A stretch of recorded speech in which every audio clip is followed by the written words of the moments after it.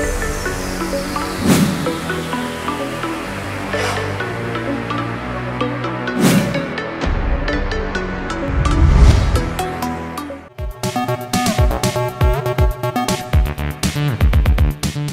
Hello welcome to best of the day. మరి ఈ రోజు మన బెస్ట్ ఆఫ్ ది డేలో కొత్త విశేషాలతో పాటు కొన్ని ఆసక్తికరమైన నిజాలు మరి చరిత్రలో ఈ రోజు జరిగిన ముఖ్య సంఘటనల గురించి తెలుసుకుందాం. మరింత కలిసి let's start the programme.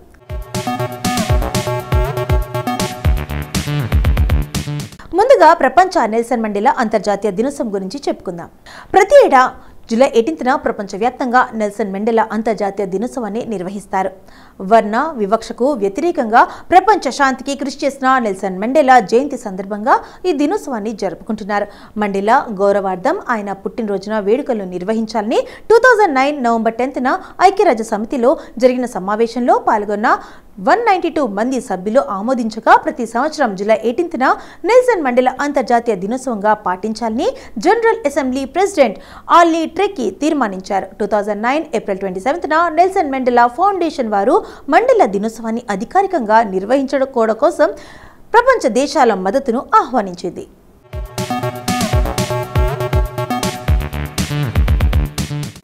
Nelson Mandela ఎవరు?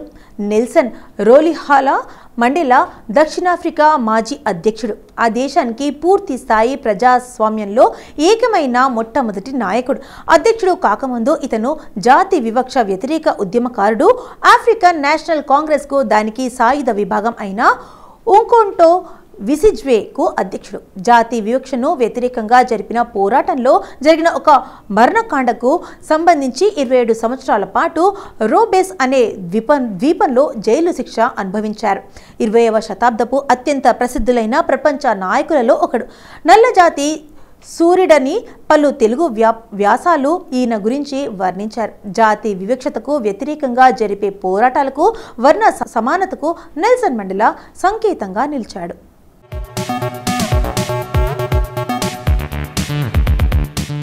1990 ఫిబ్రవరి 11న జైలు నుండి విడుదలైన తర్వాత నెల్సన్ మండేలా రాజకీయంగా తన లక్ష్యాన్ని సాధించడానికి, దేశంలో నెలకొన్న జాతి వైర్యాన్ని నివారించడానికి, అందరి మధ్య సయోధ్య పెంచడానికి కృషి చేశాడు. తన పూర్వపు ప్రతిస్పర్ధుల నుండి కూడా ప్రశంసలు అందుకున్నాడు.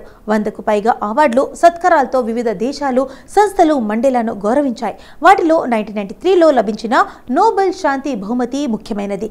స్వదేశంలో మండేలాను మదిబా అని వారి తెగకు సంబంధించిన గౌరవ సూచకంతో మన్నిస్తారు. మహాత్మా గాంధీ బోధించిన శాంతియుత విధానాలు, అహింస, శత్రువును సంస్కారయుతంగా ఎదుర్కొనే పద్ధతి తనకు ఎంతో స్ఫూర్తినిచ్చాయని మండేలా పలుమార్లు చెప్పారు. భారతదేశం మండేలాను 1990లో భారతరత్న జవహర్లాల్ నెహ్రూ అంతర్జాతీయ సయోధ్య బహుమతితో సత్కరించింది.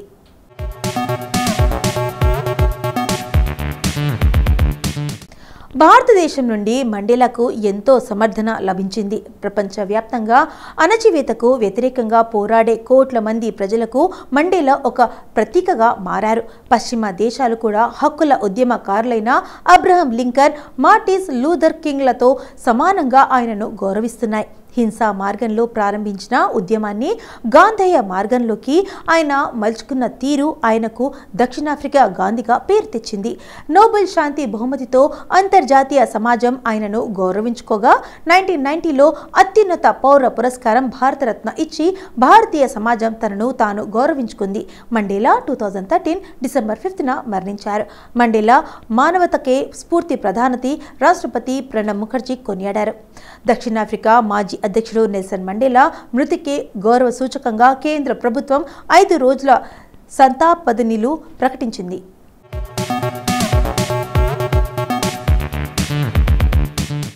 మండేలా బాల్యం. మండేలా కుటుంబం తెంబు వంశానికి చెందినది. వీరు దక్షిణాఫ్రికాలో కేఫ్ ప్రాంతంలో ట్రాన్స్కేసన్ భాగాలకు సాంప్రదాయకంగా పాలకులు.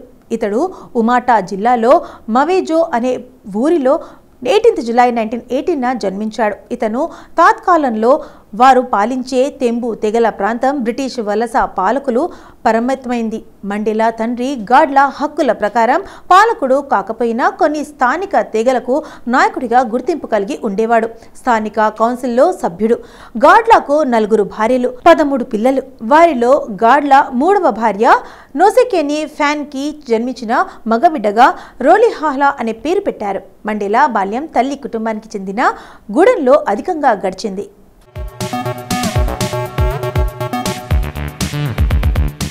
7వ ఏట రోహిలాలా చదువు ప్రారంభమైంది. వారి కుటుంబంలో బడికి వెళ్ళిన మొదటి వ్యక్తి అతనే. స్కూల్లోని ఒక మెథడిస్ట్ ఉపాధ్యాయుడు అతనికి నెల్సన్ అనే పేరు తగిలించాడు. రోహిలాలా 9వ ఏట అతని తండ్రి క్షయ వ్యాధితో మరణించాడు. తర్వాత నెల్సన్ మండేలా చదువు వివిధ పాఠశాలలో సాగింది. తెంబు తెగల ఆచారం ప్రకారం ప్రివీ కౌన్సిల్లో అతని తండ్రి స్థానం అతనికి సంక్రమిస్తుంది. 1937లో మండేలా ఫోర్ట్ బ్యూఫోర్ట్లో హిల్డాన్ కాలేజీలో చేరాడు. అతనికి బాక్సింగ్, పరుగు పట్ల ఆసక్తి పెరిగింది. మెట్రికులేషన్ తర్వాత మండేలా ఫోర్ట్ హెయిర్ విశ్వవిద్యాలయంలో BAలో చేరాడు. అక్కడ అతనికి పరిచయమైన ఆలివర్ టాంబో అతని జీవితకాలం మిత్రుడైనవాడు. అదే సమయంలో అతనికి తెగకు వారసత్వంగా నాయకుడు కావాల్సిన కేజార్ మతంజీమా కూడా మిత్రుడయ్యాడు. కానీ కాలక్రమంలో వారిద్దరూ రాజకీయ ప్రతిస్పర్ధులయ్యారు.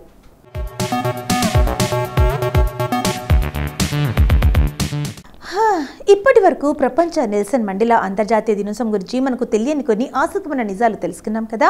మరి జూలై 18న ఒక్కసారి చరిత్రలోకి వెళ్ళి చూస్తే ఎంతమంది ప్రముఖుల జన్మాలు జరిగాయి. మరి ఒక్కసారి చరిత్ర పుటల్లోకి వెళ్ళి నేడు జన్మించిన ప్రముఖులు ఎవరు తెలుసుకుందాం రండి.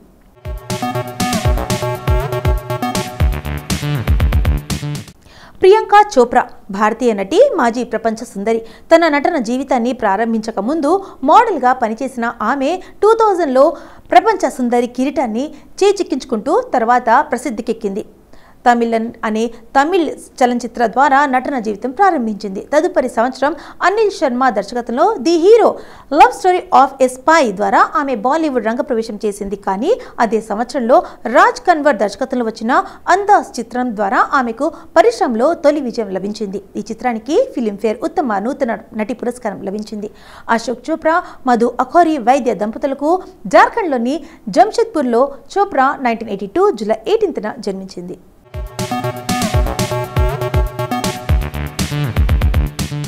భూమి పెద్నేకర్ హిందీ సినిమా నటి. ఆమె రాజ్ ఫిల్మ్ సంస్థలో సంవత్సరాల పాటు అసిస్టెంట్ కాస్టింగ్ డైరెక్టర్గా పనిచేసి 2015లో ఆ సంస్థ నిర్మించిన థమ్ లగాకే హైసా సినిమా ద్వారా నటిగా మారింది. ఆ సినిమాలో నటనకు గాను ఆమె ఉత్తమ తొలి సినిమా నటిగా ఫిలింఫేర్ అవార్డు అందుకుంది. భూమి పెద్నేకర్ 1989 జూలై 18న బొంబాయి, మహారాష్ట్రలో జన్మించింది.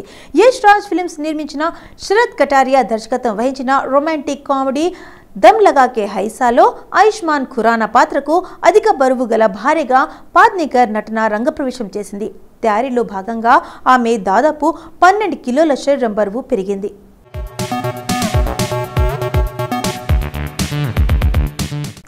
సౌందర్య ఈ పేరు వినగానే ఇప్పటికీ ఎంతోమంది మదిలో వీణలు మోగుతాయి. సౌందర్య అందమైన అభినయం మరుపు రాకుండా మధురాహులలో పయనించేలా చేస్తుంది. సౌందర్య ముగ్ధ మనోహర రూపం చూసి ఇలాంటి అమ్మాయి పరిచయం అయితే ఎంత బాగుంటుందో అనుకుంటూ కళ్ళల్లో తేలిపోయిన వారు ఉన్నారు. సౌందర్య లాంటి అమ్మాయి కావాలని కోరుకున్న తల్లిదండ్రులు లేకపోలేదు. అలాంటి నేస్తం ఉంటే బాగుంటుందని భావించిన మనసులకు కొదవలేదు. ఏమైతేనేమి సౌందర్య ఆమె మాతృభూమి కన్నడ నేల కన్నా మిన్నగా తెలుగువారు అభిమానించారు. సౌందర్య అసలు పేరు కెఎస్ సౌమ్య. 1972 జూలై 18న బెంగళూరులో జన్మించారు. సౌందర్య తండ్రి సత్యనారాయణకు చిత్రసీమతో అనుబంధం ఉంది. ఆయన రచయితగా, నిర్మాతగా కన్నడ నాట సాగారు. అందువల్ల చదువుల్లో ఎంతో తెలివైన సౌందర్యకు సినిమాల్లో కనిపించాలన్న ధ్యాస కూడా అధికంగా ఉండేది.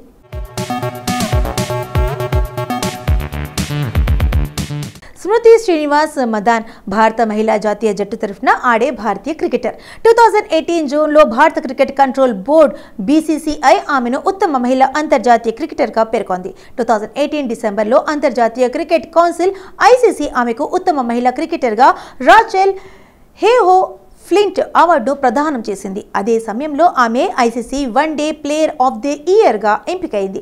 స్మృతి 2021 డిసెంబర్ 30న ఐసీసీ మహిళల T20 ప్లేయర్ ఆఫ్ ది ఇయర్కి నామినేట్ అయింది. 2021 డిసెంబర్లో Tammy Beaumont, Lizelle Lee, Gaby Lewis ICC women's cricketer of the ఇయర్కి నామినేట్ అయింది. మహారాష్ట్రలోని ముంబైలోని ఒక మార్వాడి కుటుంబంలో 1996 జూలై 18న స్మృతి శ్రీనివాస్ మదన్ జన్మించారు.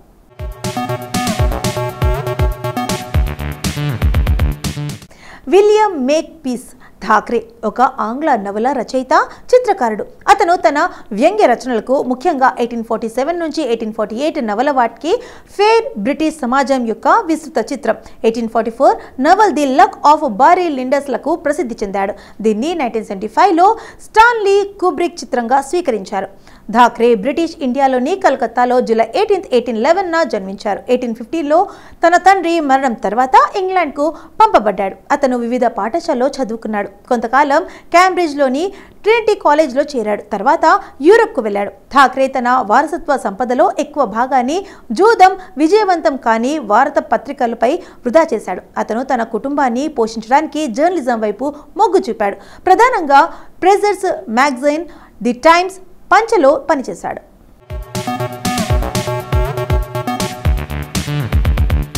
సో ఇదండి ఇవాల్టి మన బెస్ట్ ఆఫ్ డే. మరి ఈ రోజు మన ఎపిసోడ్లో ఈ రోజుకి సంబంధించిన కొన్ని ఆసక్తికరమైన నిజాలు తెలుసుకున్నాం కదా. మరి రేపటి ఎపిసోడ్లో మళ్ళీ కలుద్దాం. అంటే టేక్ కేర్, బాయ్.